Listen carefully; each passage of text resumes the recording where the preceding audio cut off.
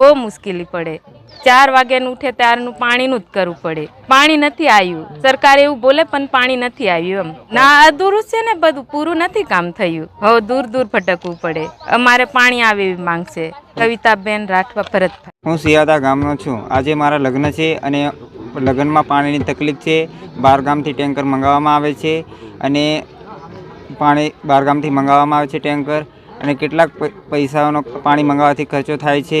અને સિયાદા ગામમાં લગ્ન થાય ત્યારે બધા જ લગ્નમાં બહાર ગામથી મંગાવવામાં આવે છે ટેન્કર। અને સરકારને અમે એવી માંગ કરીએ કે વહેલી તકે અમને પાણી મળે અને સિયાદા ગામમાં બધા લગ્ન થાય અને બધાને વ્યવસ્થિત પાણી મળે એવી અમે ઈચ્છા રાખીએ। અમારું સિયાદા ગામ છે, 7000 ઉપરની અમારી વસ્તી છે। અમારે પીવાના પાણીની બહુ તકલીફ છે, પાણીનું સ્તર નીચે જવાના કારણે।